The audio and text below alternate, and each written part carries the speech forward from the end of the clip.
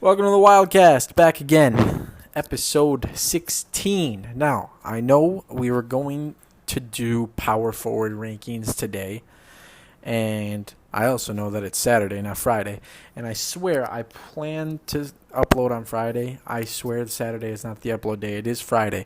And also, instead of doing power forwards today, we will be doing a in-depth of the biggest trade in 10 years, 20 years almost maybe. This is a gigantic trade. It means a lot for the league. It means a lot for the players in it. And honestly, it's very interesting too because we really don't know where this can go. This can go a couple different ways, and it's one of the biggest trades impact-wise I think we've had in a very, very long time.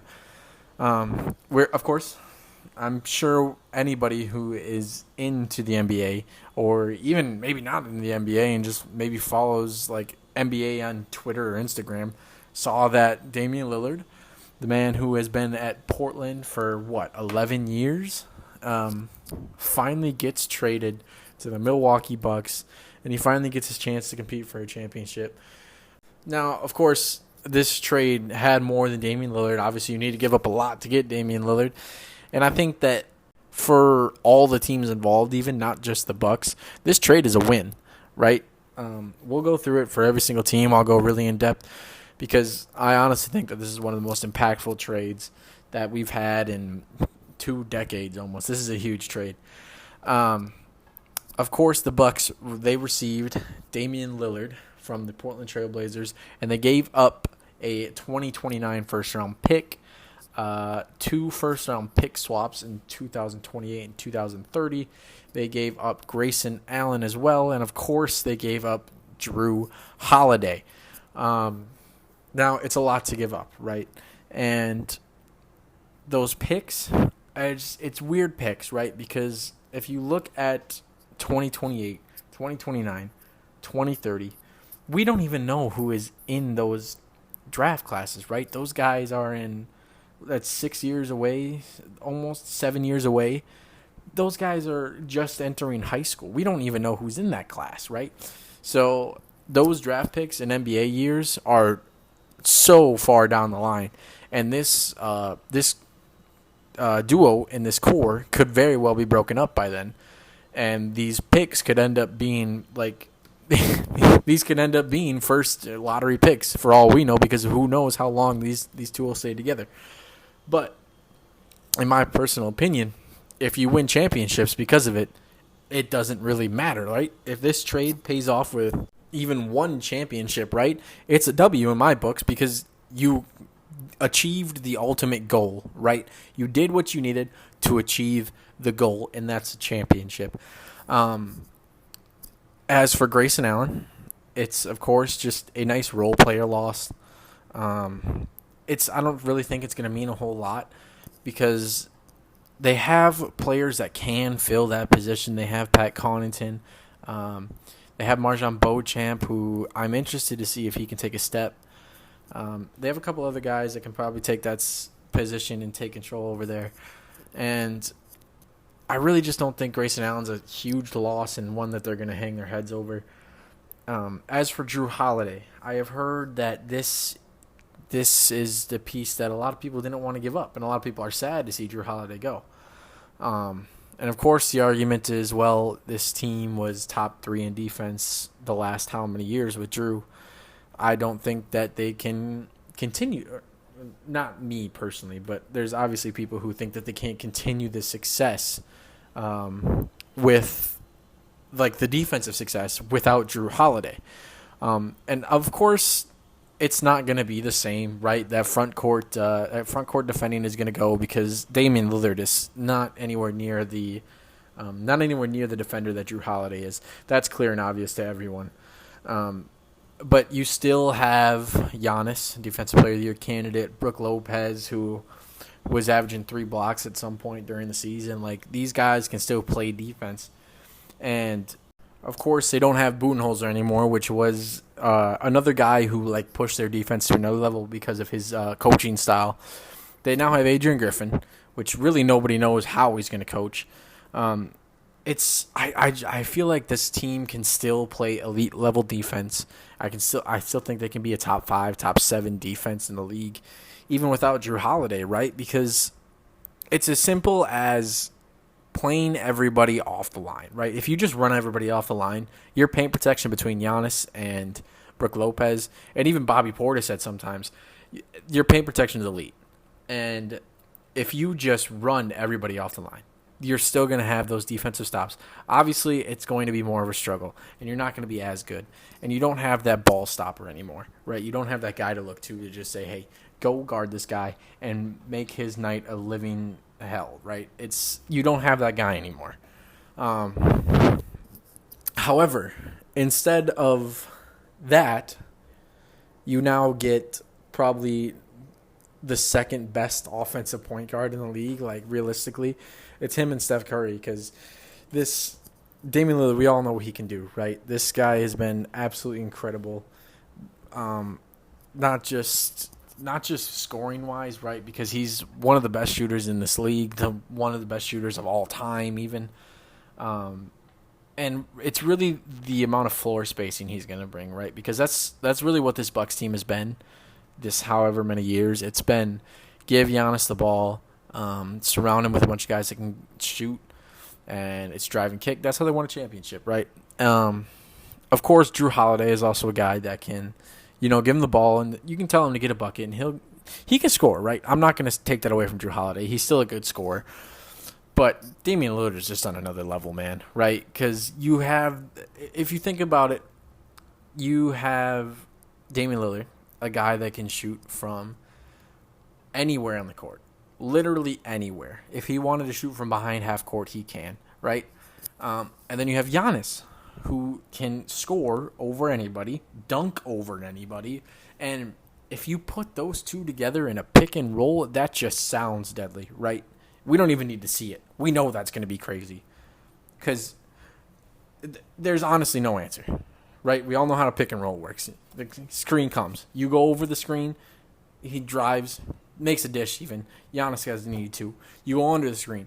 Damian Lillard pulls right in your eye.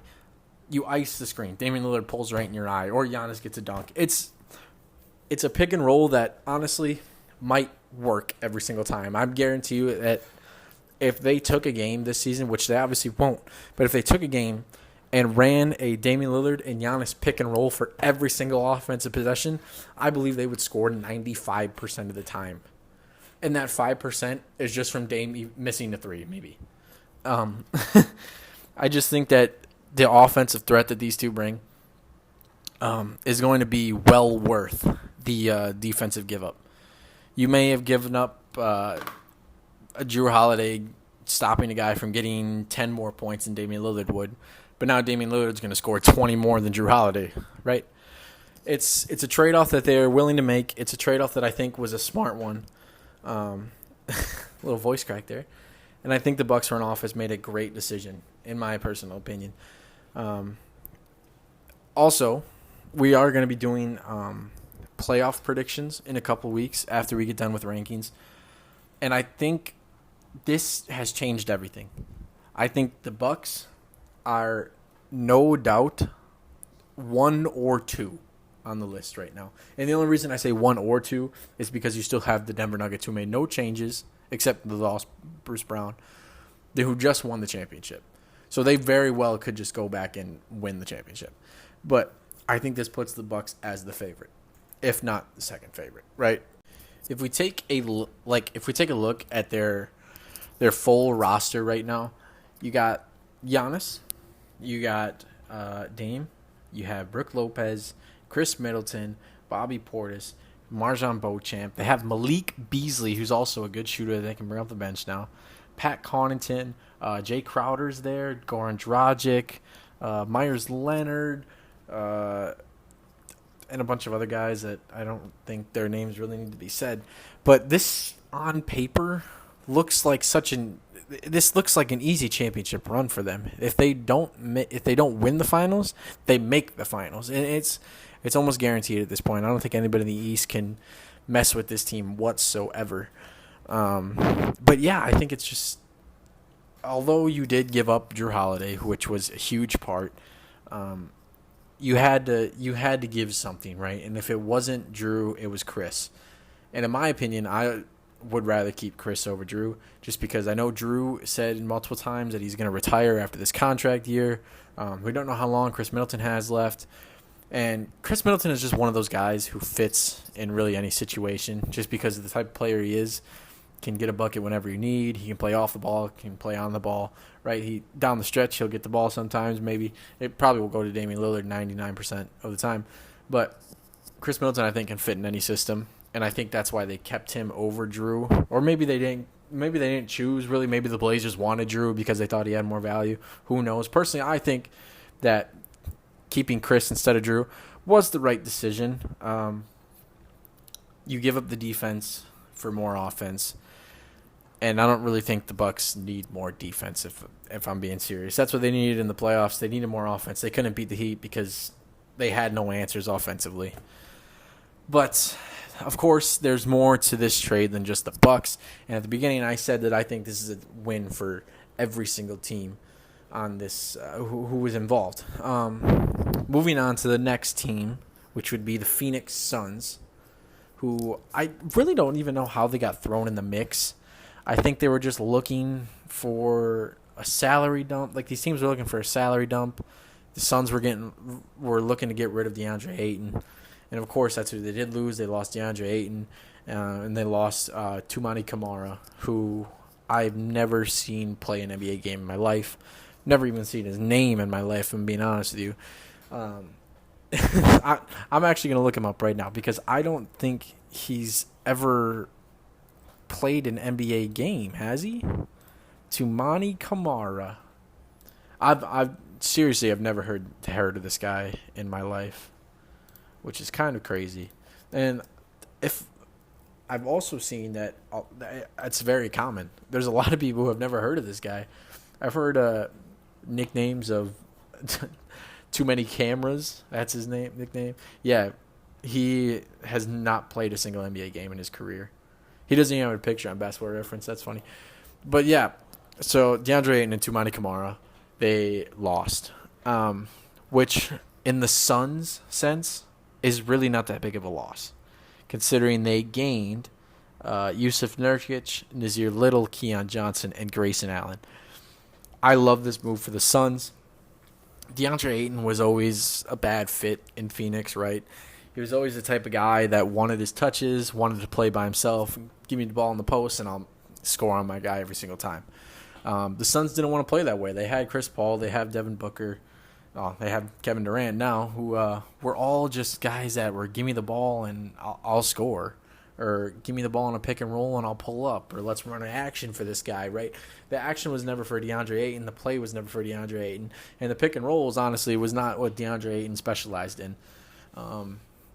It's just he was a guy that was great at basketball, and I think in Portland he will have a lot of success. I'm very excited to see him in that jersey and see what he can do. But it just the fit was never really there. And obviously Yusuf Nurkic is not as good as a player as DeAndre Ayton. We all know that. I think that's textbook knowledge. But the fit is the fit is there, right? This is the kind of center that the Suns wanted. They wanted just a guy to rim run. They wanted a guy to set screens, and they wanted a guy to rim protect. And I think Yusuf Nurkic checks all those boxes. And honestly, DeAndre Ayton probably checked those boxes as a better player. He checked those boxes, but he was better at it. He just didn't want to do that role, right? Yusuf, of course, turned 13 points, 9 rebounds, and 3 assists last season on 52% shooting. He had, where's the stat at? I know, okay, a block a game and a steal a game. But yeah, it's just the fit that the Suns really wanted. They wanted a center who was really more passive. They didn't want DeAndre Ayton, who wanted the ball every time. And really, let's be honest, DeAndre Ayton wasn't happy there. He was looking for a way to get out. I saw a post right away when DeAndre got into Portland and saw his locker. He said, "I feel like I just got drafted again." Right? This is a guy that got drafted in 2018, and I feel like I just got drafted again after 5 years. He did not enjoy his time in Phoenix whatsoever. He looked just way happier in Portland. It was crazy. But to go more in on the Suns, this just fills out their roster more, right? Because when they made the Kevin Durant trade and then they made the Bradley Beal trade, this team looked thin, right? There just wasn't much there. It was your top 5 guys. And then, I mean, top 5 guys meant Josh Okogie was in that mix, right? Because he was their starting 3, or projected starting 3. And they've done a nice job, I think, at filling out this roster and not giving up a whole lot, right? They're not tearing apart their roster to get better. Grayson Allen's going to come in, right? I think he could honestly – I would like to see him in the starting lineup. If you ran a lineup of Brad, Grayson, D. Book, Durant, and Nurkic, I think that lineup would look very good. Keon Johnson, we haven't seen much of Keon Johnson. We know he's a good player, but of course Portland has had that guard spot kind of clogged. He played 40 games last season, obviously 4 points, a rebound, and assist. But I think in a situation where he can actually maybe get some minutes and play with these guys who are elite as Devin Booker and Kevin Durant are, and Bradley Beal, that he can get a lot more chances maybe. And I think that he'll be actually not a bad player. Nasir Little is a very good defender, right? I don't really know what else to say about him, really, because that's really all he was. And I think bottom line, what I think of this trade is they gave up a guy who was kind of a cancer in the locker room, and they got back 4 guys who are all going to play good roles to this team.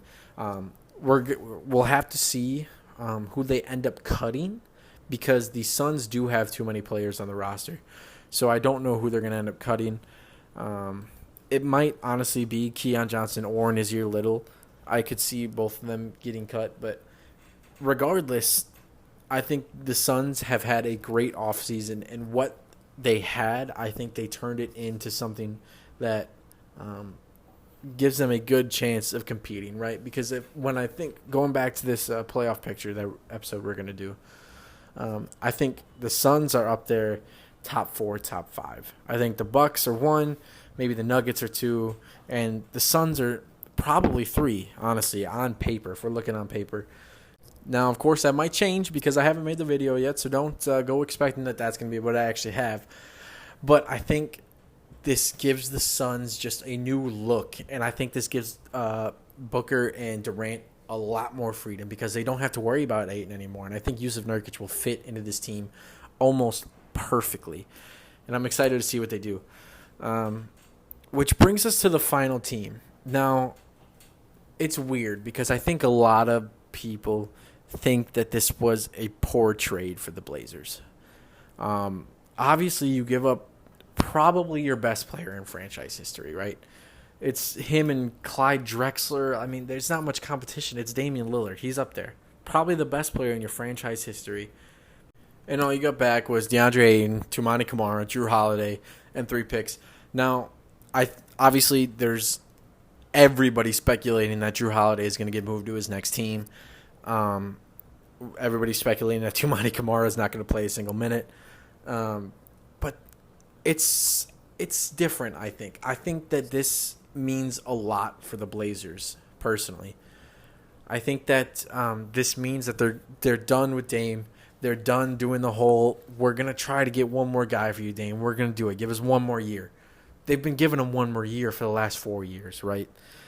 And I think this finally means that they're going in a new direction.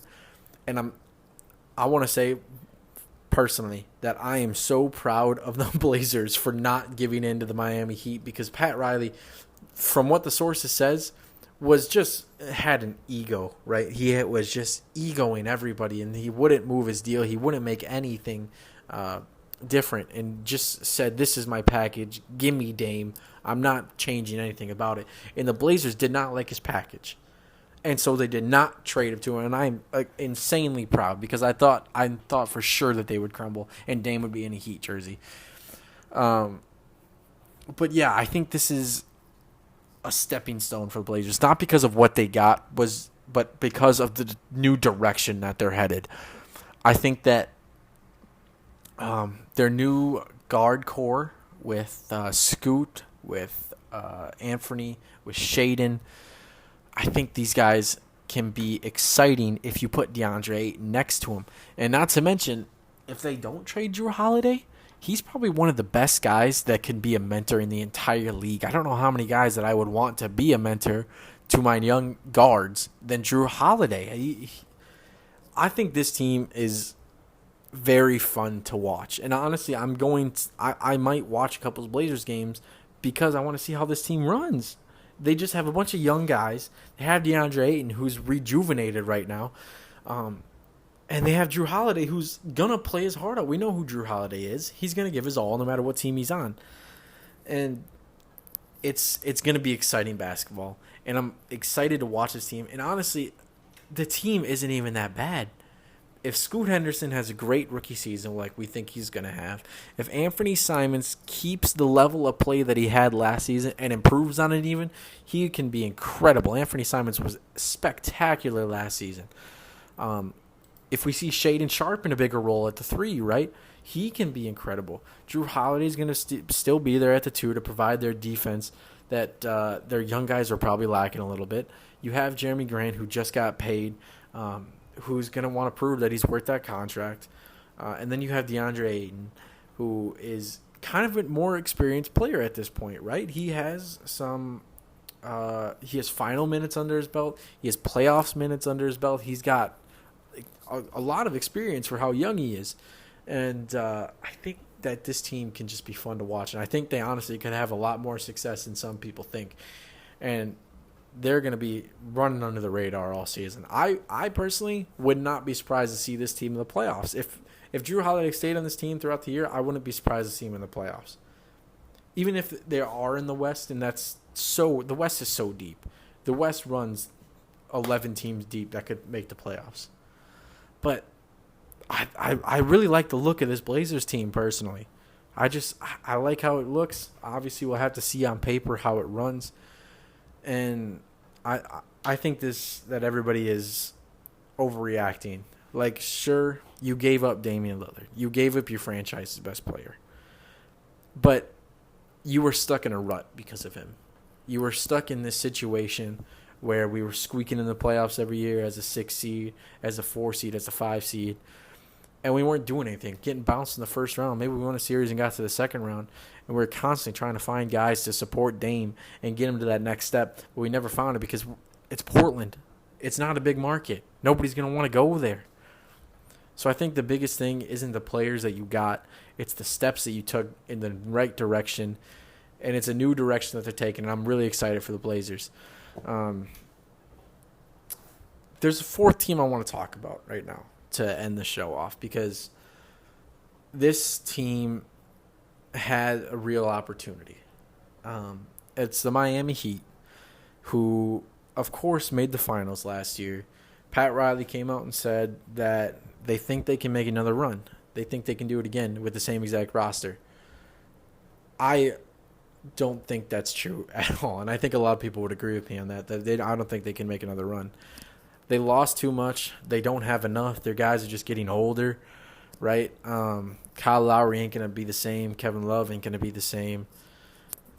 Jimmy Butler still might be there, obviously. Bam's probably going to get better. Tyler Hero's going to come back. But you had this opportunity of getting a top 10 player, top 8 player in basketball. And honestly, if I was a Heat fan, I'd be pissed.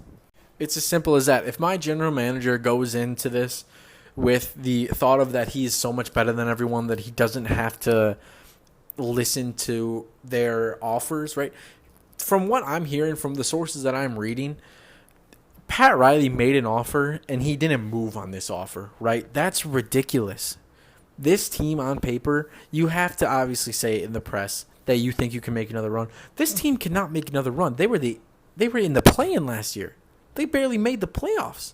Obviously, they made a finals run, which was incredible, but they barely made the playoffs. They might even not get a chance to make another finals run because they won't even be in the play-in picture. This team, I think, this is a giant missed opportunity. Now, obviously Portland didn't value Tyler Hero as much, and the package they got was probably more valuable to them. But I think this is a giant missed opportunity from the Heat, and I think they're gonna struggle this next season. I'm a Heat fan. I'm not happy about this because my GM just had too much of an ego to make this trade for a top 8 player, top 10 player in the league. And yeah, I think bottom line they don't have enough. Jimmy, of course, went on. He just made a post on Instagram or something like that saying you have to investigate the Bucks for tampering, but who knows? It might just be a match made in heaven for them. I think the Heat should have been way more aggressive because if I look at this Heat team with Damian Lillard, Jimmy Butler, and Bam Adebayo, that's a team that I think could win the NBA championship. That's a team I think I can see making the finals. But as this Heat team is right now, they are not beating the Bucks, who just got Damian Lillard, who went all in on this, who were willing to take the risk, who are willing to make their star player happy, right? And that's another thing for the Bucks, which makes this such a great trade for them. Giannis was threatening to leave, right? He said every single time you put a camera in front of his face, what was he saying? I'm okay with going to another team if it means I'm going to win. You had to make a move. They had to make a move, and they made the best move possible. The best move possible. One that the Heat should have made in a second, but Pat Riley had too much of an ego to make the deal happen. So yeah, that's my thoughts on probably one of the biggest trades in the last 2 decades. We will get back on track next Friday. We will go back to top 10 rankings where we be power forwards, and we will be talking about Giannis Antetokounmpo, the new the new team to be the favorites of the NBA Finals. Let's call it that. So yes, thank you for listening to this week's episode of the Wildcast, and I apologize again that we are on Saturday instead of Friday. We will get back to Friday. I promise. We're not doing this every single Saturday. It's going to be Fridays. So yes, thank you for listening, and peace.